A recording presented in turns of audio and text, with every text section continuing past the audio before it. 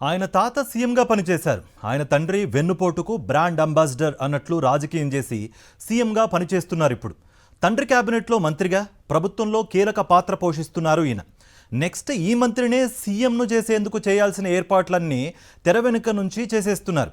రాష్ట్ర భవిష్యత్తు తానే అన్నట్లు క్యాంపెయిన్లు కూడా మొదలుపెట్టేశారు. కానీ ఆయన నియోజకవర్గంలో ఉన్న భావితరాల భవిష్యత్తును నాశనం చేసేలా సొంత పార్టీ నేత ప్లాన్లు వేస్తున్నా పట్టించుకోరు. ఉన్న ఒక్కగానొక్క పాఠశాలను ప్రభుత్వంలో విలీనం చేయనివ్వకుండా అడ్డు తగులుతూ స్కూల్ మూతపడితే స్థలం కొట్టేయడానికి విశ్వ ప్రయత్నాలు చేస్తున్నా అటుపక్కే చూడరు.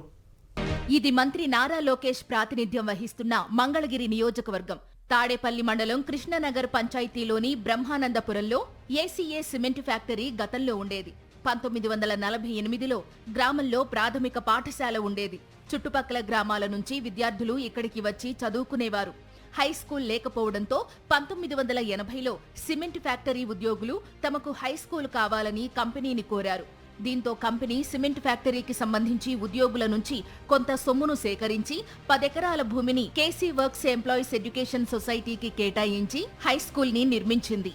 ఇప్పటికీ ఈ స్కూల్ సొసైటీ పరిధిలోనే నడుస్తోంది. 1980లో సిమెంట్ కంపెనీ సొసైటీకి భూమి లీజుకు ఇచ్చిన సమయంలో స్కూల్ నడుస్తున్నంత వరకు 10 ఎకరాల స్థలం సొసైటీ ఆధీనంలోనే ఉంటుందని, అనుకోని కారణాలతో స్కూల్ మూసేస్తే లీజు రద్దవుతుందని, 10 ఎకరాల స్థలం సిమెంట్ కంపెనీ ఆధీనంలోకి వస్తుందని లీజ్ అగ్రిమెంట్లో ఉంది.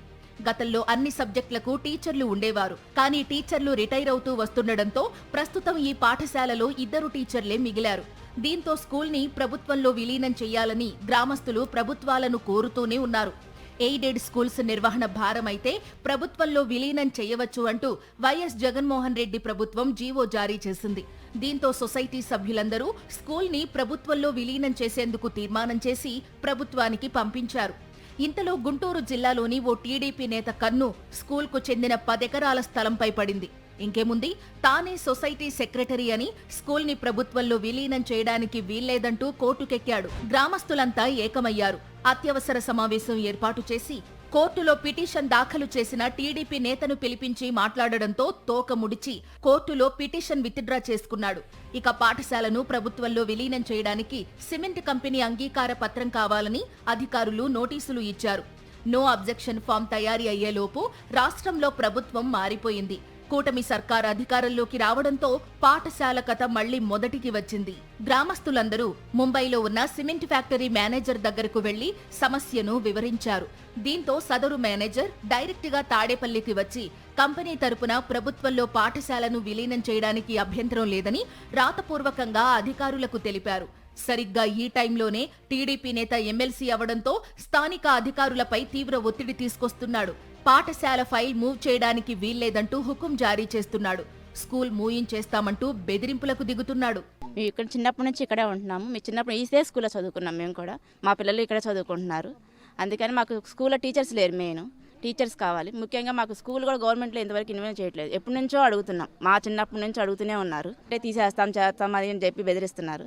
మా స్కూల్ కావాలి. మెయిన్ కూలీ నాలీ చేసుకుని కుటుంబాలను సాకుతున్న తమలాంటి వారి పిల్లల భవిష్యత్తుపై మట్టిపోయొద్దంటూ విద్యార్థుల తల్లిదండ్రులు కోరుతున్నారు. పాఠశాలను ప్రభుత్వంలో విలీనం చేసి బంగారు భవిష్యత్తుని కాపాడాలని వేడుకుంటున్నారు. ఈ స్కూల్ లేకపోతే ఈ ఊరు లేదండి. మెయిన్ స్కూల్ కావాలి. మాకు స్కూల్ ఉంటే పిల్లలు మేము లేనివాళ్ళం తెచ్చుకుంటేనే మాకు గడుస్తుంది.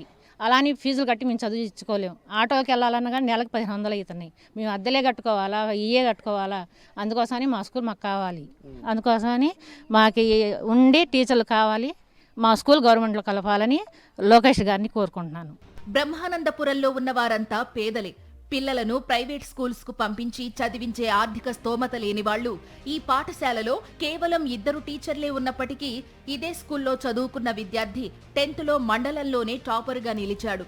అటువంటి స్కూల్ను మూసివేసి కోట్ల విలువైన స్థలాన్ని కొట్టేయాలని చూస్తున్న టీడీపీ నేతపై గ్రామస్తులు ఆగ్రహం వ్యక్తం చేస్తున్నారు.